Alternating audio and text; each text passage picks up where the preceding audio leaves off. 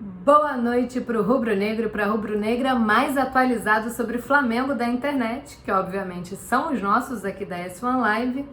Eu sei que para essa galera eu poderia pular essa parte do vídeo porque eu nem preciso me apresentar, né? Nós já estamos bem familiarizados. Mas tem muita gente nova chegando, tem muita gente nova se inscrevendo e entrando para essa família S1 Live. Então sejam todos muito bem-vindos. Eu sou Ana Beatriz Ayati com mais um vídeo informativo, trazendo aí as principais notícias do Flamengo nessa terça-feira, véspera de decisão do Campeonato Brasileiro, que inclusive será uma das nossas pautas desse vídeo, né? Esse reencontro entre Flamengo e São Paulo do Dorival Júnior lá no Morumbi será uma das pautas aqui desse vídeo, até porque o Flamengo tem pretensões no campeonato e tem desfalques, então o Tite vai precisar dar uma pensadinha aí no time. E falaremos também sobre o mercado da bola, que é outro assunto que movimenta legal, né? Que mexe bem com a cabeça do torcedor, com o coração do torcedor, com os debates na mesa do bar também. Então falaremos um pouquinho. Eu sei que o ano ainda é 2023, eu sei que a temporada não se encerrou de forma oficial, né? Ela acaba nessa quarta-feira, mas já é muito importante ficarmos atentos nessas movimentações, mesmo que primárias, né? Mesmo que muito iniciantes do Flamengo, no mercado, mas que já são capazes de esclarecer algumas coisas, de dar algumas respostas sobre o que o Tite e o Departamento de Futebol planejam para o Flamengo 2024. Né? Foi prometida aí uma reformulação histórica no elenco, equiparada de 2019. O Flamengo tem dinheiro para isso, já trazendo inclusive a primeira informação para vocês no vídeo. A UOL divulgou na manhã dessa terça-feira parte do orçamento do Flamengo para 2024, né? E o Flamengo vai ter cerca de 200 milhões de reais disponíveis para investimento em jogadores nas duas janelas de 2024. Então o Flamengo já trabalha com uma base aí de valor de cerca de 200 milhões para investir em jogadores nas duas janelas de 2024. Dá para fazer uma graça, né? Se for bem investido, dá para montar um time bem interessante, dá para fazer uma coisinha bem legal. Então, falaremos um pouco sobre essa movimentação que já vai trazendo um pouco também de clareza, não só sobre as pretensões para o Flamengo, mas também que já podem começar a servir como uma avaliação ao trabalho do Tite, né? O Tite foi contratado para ser o líder dessa reformulação, ele foi contratado para 2024, apesar de ter aí seus objetivos em 2023, então já dá para começar a avaliar o trabalho dele a partir dos jogadores que ele indica, a partir dos jogadores que ele aprova, e aí a gente já consegue pegar bem o que ele pretende para esse Flamengo em que ele vai montar. A gente também consegue entender as reais pretensões do Flamengo, as reais prioridades, na verdade, do Flamengo para esse mercado, né? Quais os setores que o Flamengo tem dado mais atenção, quais as características que o Flamengo tem buscado nos jogadores em que ele vai sondar durante esse tempo. Então são movimentações que já podem trazer algumas respostas aí pra gente. E aí falaremos um pouquinho sobre elas, combinado? Mas vamos começar pelo começo, né? Vamos falar de Flamengo e São Paulo, que se enfrentam nessa quarta-feira, às 9h30 da noite, lá no Morumbi, pelo apagar das luzes do Campeonato Brasileiro, a última chance que o Flamengo tem de carimbar sua vaga direta para a Libertadores através do G4, uma vaga fundamental para o planejamento do time, né, para a próxima temporada, para não ter que se reapresentar antes, não ter que decidir vaga e já mexer com o emocional antes do Carnaval. Então é importantíssimo que o Flamengo consiga essa vaga e depende só dele, né? Depende só dele e de como o Tite vai montar e preparar esse time. A gente já sabe que ele tem dois desfalques obrigatórios, duas mudanças obrigatórias em relação ao time que venceu o Cuiabá no último domingo. A primeira, que é a mais óbvia de todas, o Felipe Luiz, né, que se aposentou, então Ayrton Lucas reassume a posição na lateral esquerda, é inclusive o único jogador à disposição do Tite para esse setor, para essa posição. E a outra mudança que o Tite vai ter que promover obrigatoriamente é na zaga, porque o Léo Pereira está suspenso. Então ele não atua mais pelo Flamengo em 2023, só em 2024. E aí a tendência é que o Pablo seja escolhido para formar dupla do lado do Fabrício Bruno. Então o Pablo pode ter uma última oportunidade de, quem sabe, convencer o Tite que ele é um cara que merece mais minutagem, que pode contribuir, que pode ajudar o time na temporada que vem, né? A gente não sabe. E aí, no setor de frente, o Flamengo, que não teria desfalque nenhum, acabou tendo o Gabigol, mesmo após ele ser absolvido pelo STJD. O STJD julgou o Gabigol e o Nino hoje por aquela confusão lá no clássico contra o Fluminense, né, que terminou empatado em 1-1. os dois terminaram expulsos. O Gabigol, inclusive, saiu muito enfurecido porque ele não entendeu nada da expulsão dele. Foi até uma dúvida que o próprio auditor relator do caso teve. Ele fez uma forte declaração hoje contra o Wilton Pereira Sampaio. Ele deixou claro que ele não entendeu a expulsão do Gabigol, e nem só isso. Ele disse que a carreira do Wilton Pereira Sampaio tem se baseado em vozes do além. Assim, foi uma declaração bem forte, eu trouxe aqui a aspa para vocês, mas o fato é que o Gabigol foi absolvido, o Nino também foi julgado, né? Tem até uma foto muito emblemática do Nino com a mão no pescoço do Gabigol. Ele foi julgado, ele pegou o gancho mínimo de um jogo, mas como ele já cumpriu, ele também fica à disposição do Fernando Diniz para a despedida do Fluminense aí do Campeonato Brasileiro. Aí voltando na aspa do auditor, eu vou trazer aqui para vocês porque, enfim, teve muito debate hoje através dessa fala dele nas redes sociais. Algumas pessoas apoiaram a fala dele, também foram contra o Wilton Pereira Sampaio, disseram que a expulsão do Gabigol não faz o menor sentido, e teve gente achando que ele pegou um pouquinho pesado. Então trouxe aqui para vocês, ó, abre aspas. A pergunta do Gabigol é saber por que ele foi expulso. Eu também gostaria de saber. O calço que ele deu no Nino por trás era no máximo um cartão amarelo, ainda sendo extremamente rigoroso. Aí entra a questão do árbitro. Quando o Wilton Pereira Sampaio surgiu, era um dos grandes árbitros do país, extremamente técnico. Mas não sei, às vezes as pessoas são tragadas pelo sucesso e começam a nortear a carreira pelas vozes do além ou do aquém. Houve uma guinada na carreira dele e agora você vê vários e vários erros. E esse eu também coloco como um erro. Falar que ele peitou o Nino, ele podia dar uma peitada na barriga do Nino. É uma atitude normal. Fecha aspas. Essa aí é a forte declaração em que ele fala, avalia o trabalho do Wilton Pereira Sampaio, né? Também não aprova a expulsão.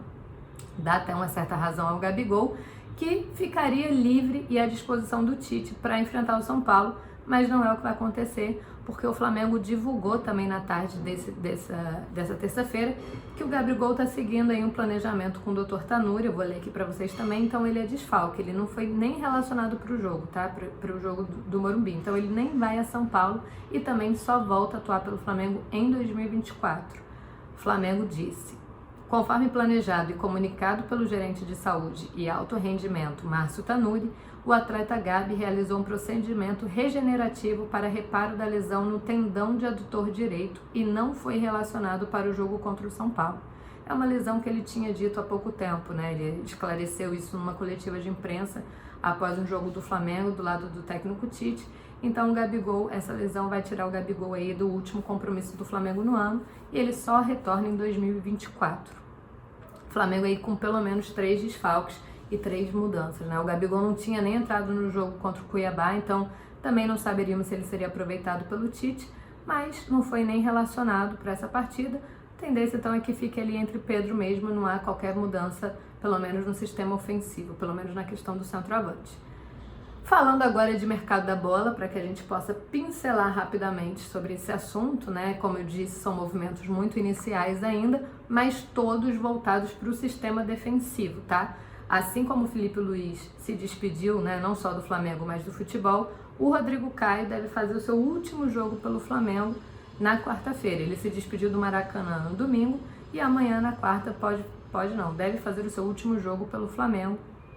E aí a gente não sabe para onde ele vai exatamente, sabe-se que o Cruzeiro está de olho, tem sondado, vai fazer aí uma realização de exames para saber as reais condições do Rodrigo Caio, mas é certo que ele não permanece no Flamengo, então abre uma vaga aí para a zaga, né? O Flamengo vai precisar olhar para a zaga nesse mercado da bola, apesar de não ser a minha prioridade mas é uma das prioridades. E aí então, de acordo com a Raíza Simplício, que também deu essa informação na manhã dessa terça-feira, o Flamengo está aguardando só o final do Campeonato Brasileiro, né? Só esse encerramento para poder fazer uma proposta oficial ao Léo Ortiz. Não é segredo para ninguém, o próprio zagueiro confirmou isso no Maracanã, após a derrota para o Flamengo, que já existia uma movimentação, uma conversa entre o Flamengo e os representantes, mas que ele deixaria isso tudo mais para frente, né? Porque o Bragantino tem também suas pretensões no campeonato, então ele estava com foco no Bragantino, ele está com foco no Bragantino, e aí ele deixaria isso mais lá para frente. O Flamengo, ouvindo isso, falou, então tá bom. Terminando o Campeonato Brasileiro, faremos uma proposta oficial. E aí eu acho muito curioso, porque o Léo Ortiz é um dos poucos zagueiros que eu já vi ter muito boa aprovação. Assim, ele é quase uma unanimidade, pelo menos na minha bolha, pelo menos no que eu pude olhar ali nas redes sociais, tem uma alta aprovação o nome dele. Poucas pessoas eu vi mais receosas. E aí eu acho isso muito curioso porque é uma posição que não costuma ter muito consenso não, sabe? Não costuma ter muita unanimidade não. Mas também para quem não é muito aí apegado ao Léo Ortiz, não acha que pode ser um bom negócio, tem o zagueiro João Vitor, que atualmente pertence ao Benfica, mas é um ex-Corinthians, né? Já atuou pelo Corinthians, que foi oferecido ao Flamengo. Porque ele, como ele está escanteado lá no Benfica, a tendência é que ele deixe o clube português em janeiro de 2024.